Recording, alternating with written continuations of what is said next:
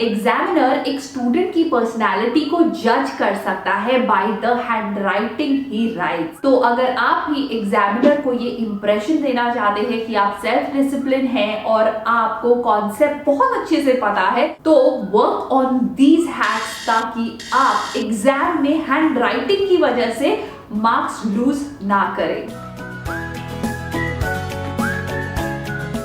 Hello friends and welcome to a better life. तो आज की वीडियो के अंदर हम बात करने वाले हैं दो चीजों के बारे में। नंबर वन, कैसे अपनी हैंडराइटिंग को बेटर करें, एंड नंबर सेकंड, अगर आपकी हैंडराइटिंग अच्छी नहीं है एंड आपके एग्जाम्स आने वाले हैं तो भी कौन से ऐसे हैक्स हैं जिन पर हमें वर्क करना चाहिए जिससे एग्जामिनर को ये इंप्रेशन दे पाए कि हमें कॉन्सेप्ट बहुत अच्छे से आता है एंड हम हैंडराइटिंग की वजह से कोई भी मार्क्स लूज ना करें।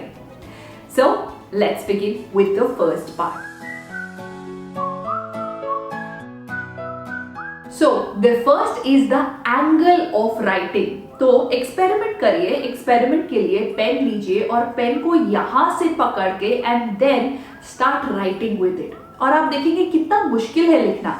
तो इससे ये क्लियर होता है कि जो हमारा एंगल है जिससे हमें पेन को पकड़ना चाहिए वो बहुत इंपॉर्टेंट है ना। What you need to do is the पहला rule, the first rule to hold a pen is कि आपका जो थंब है वो रिलैक्स करना चाहिए, उसका बेस जो है that should relax here and then the two other fingers should relax here like this and then you should write. This is known as a tripod. Okay? ये एंगल बनाकर जब आप लिखेंगे तो आपकी हैंडराइटिंग बेटर होगी। अगर आप ऐसा नहीं लिख पा रहे हैं तो there are the small tripod holders जिसके अंदर आप ये ट्राई कर सकते हैं, जो Amazon पे मिलते हैं and they look something like these, जिसके अंदर आप प्रैक्टिस कर सकते हैं ट्राइपॉड एंगल यूज करके राइट करना। There are 4 types of angles. एक होता है डायनेमिक ट्राइपॉड, एक होता है लेटरल ट्राइपॉड, एक होता है डायनेमिक क्वाड्रुपॉड, एक होता है लेटरल क्वाड्रुपॉड, जो कुछ इस तरह दिखते हैं। So the best angle to write is dynamic tripod, जिससे आपकी हैंडराइटिंग बेटर होगी। Let's move on to hack number 2. Do an audit। मतलब सबसे पहले जो पेज आपने लिखा है अपनी क्लासरूम के अंदर उसको एनालाइज करिए कि आपकी हैंडराइटिंग में गलतियां है क्या ये सारी गलतियां हैं आपकी हैंडराइटिंग में। एंड वंस आप ये ऑडिट कर लेंगे उसके बाद यू नो कि वेयर यू लैक एंड आपको किस चीज पर फोकस करना है। And now it's time to do the audit. Let's see इस हैंडराइटिंग को हम बेटर कैसे बना सकते हैं। नंबर 1 इज ये this is not resting on the line. Number 2 is too many words are getting squished into each other. Number 3, what I can see here is that I'm missing the I here. Okay, the T doesn't have the line. Use these points. इनसे मैं अपनी handwriting का audit करूंगी next day when I will write. So आज मैंने use किए हैं ये सारे ऑडिट की points from my checklist and this is my handwriting. And to audit I have to see that अगर मैं alphabets के loop बना रही हूँ या नहीं, are the alphabets resting on the line, are the words aligned properly, am I doing too much of cutting, and is the slant in the same direction. Third hack is pen। जिस pen से आप लिखते हैं make sure कि वो बहुत जल्दी उसकी इंक ड्राई हो।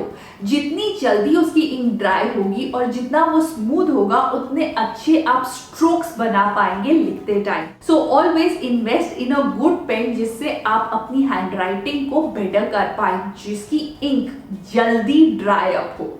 Always remember that.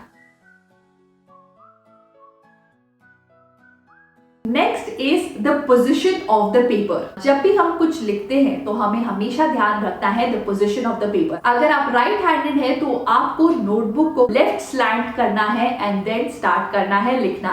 पर अगर आप लेफ्ट हैंडेड है तो आपको नोटबुक को राइट हैंड की तरफ स्लैंट करना है, थोड़ा नीचे की तरफ, and then start writing it. जब आप ऐसे एंगल बनाकर लिखते हैं तो आपके लिए लिखना बहुत आसान हो जाता है एंड हैंडराइटिंग आपकी बेटर हो जाती है। Next hack is the height. Okay, तो जब आप एक कैपिटल लेटर लिखते हैं और एक स्मॉल लेटर लिखते हैं तो हमेशा ध्यान रखिए कि the height of the capital letter should be double than the height of the small letter. The upper case should be 2 times bigger than the lower case। ऐसा लिखने से आपकी हैंडराइटिंग बहुत नीट एंड प्रेजेंटेबल लगेगी। तो ये तो हुए कुछ हैक्स जिससे हम अपनी हैंडराइटिंग को इम्प्रूव कर सकते हैं। अब बात करते हैं अगर हमारी हैंडराइटिंग उतनी अच्छी नहीं है पर हम कैसे एग्जामिनेशन के अंदर एग्जामिनर को ट्रिक कर सकते हैं बेटर हैंडराइटिंग से। Hack number 1, proper spacing. So always remember to give 1 finger distance between each and every word that you write। अगर आपको ये एक सेंटेंस लिखना है तो हमेशा याद रखें 1 finger distance is one thing that you should focus on, जिससे कि आपकी हैंडराइटिंग बहुत प्रेजेंटेबल लगेगी। Number 2, cutting. जब भी आपको कुछ कट करना है तो ऑलवेज रिमेंबर एक बार ही सिर्फ कट करेंगे, डोंट ओवरडू इट। ऐसा करने से एग्जामिनर को आपकी साइकोलॉजी का पता चलता है। जब हम इस तरह से कट करते हैं तो उससे पता चलता है कि हम कितनी कंफ्यूज है और कितने एंग्शियस है। Whereas जब हम इस तरह से कट करते हैं तो एग्जामिनर को लगता है कि it was a normal mistake that the student has made.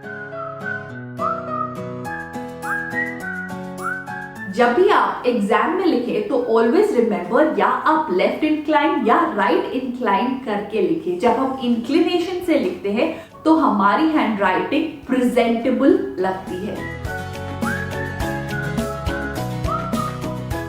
And last but not the least, always stay consistent. अगर आपने एक तरह से इंक्लिनेशन स्टार्ट किया है तो पूरे पेज पे वैसे ही करें। अगर आपने स्पेसिंग एक तरह से दी है तो पूरे पेज पे वैसे ही करें। And also one more bonus tip and that is, जब हम एग्जाम को स्टार्ट करते हैं तब हम ज्यादा रिलैक्स होते हैं और उस टाइम पे आपको लिखने चाहिए बड़े आंसर्स। ऐसा करने से आपकी हैंडराइटिंग उसमें बेटर होगी। Whereas जब आप एंड में छोटे आंसर्स को लिखेंगे, चाहे उसमें आपकी हैंडराइटिंग बुरी भी होगी, still you have less things to write and उससे आपका पेपर प्रेजेंटेबल लगेगा। So with this, we come to an end of our video. I hope that you will apply all these handwriting hacks और आप मुझे जरूर बताएंगे कि कैसा लगा आपको ये वाला वीडियो और कौन सा हैक ऐसा था जिसको आपने अप्लाई किया और आपके लिए यूजफुल प्रूफ हुआ। So I'll see you in my next video. Till then, take care of yourself and stay super duper productive. Bye bye.